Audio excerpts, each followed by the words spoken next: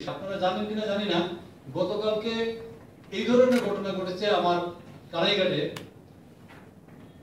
Police ধরে নিয়ে গেছে, পুলিশকে ধরে নিয়েই চলে গিয়েছে এই চোরাকারবারীরা। এই ধরনের ঘটনা ঘটছে। আমি আপনাদের মাধ্যমে এইসব বিষয়ে জাতির সামনে তুলে ধরছি এবং এইসব বিষয়ে প্রশাসনিক পদক্ষেপ অতি সত্বর নেওয়ার জন্য জোর দাবি জানাচ্ছি। জনমানুষ চলার উপযোগী নয়। প্রতিনিয়ত বিভিন্ন ধরনের যে অ্যাক্সিডেন্ট হচ্ছে এবং কানাইঘাটের ডিস্টেন্সও কম নয়, সেটা প্রায় 70 কিলোমিটার। তো এই দূরবর্তী এলাকাতে আমরা কি ধরনের সামাজিক, অর্থনৈতিক এবং রাজনৈতিকভাবে নিগৃহীত হচ্ছি, সেই সব বিষয়গুলো আপনাদের দৃষ্টিগোচরে নিয়ে আসার জন্য আজকের এই সাংবাদিক সম্মেলন। বন্ধুরা আমার, রাস্তাঘাটের যে করুণ দশা, আপনারা যারা কিছু খোঁজখবর রাখেন অথবা আপনাদের কানাইঘাট এবং জকিগঞ্জের যেসব প্রতিনিধিরা আছে তাদের মাধ্যমে যদি আপনারা একটু খোঁজখবর নেন, তাহলে আপনারা জানতে পারবেন বুরহানুদ্দিন সড়ক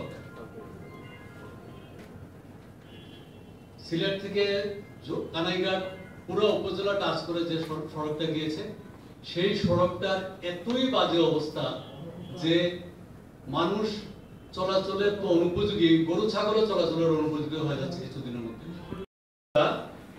সিলেট শহর থেকে প্রায় 100 কিলোমিটার দূরে। বাংলাদেশে এই ধরনের উপজেলার প্রিয় সাংবাদিক বন্ধুরা,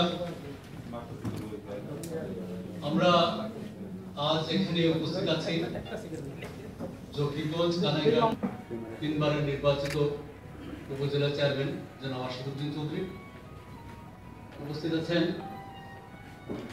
মাহবুবুর চৌধুরী ফয়সল, কানাইঘাট উপজেলা বিএনপির সংগ্রামী সভাপতি, সিলেট জেলা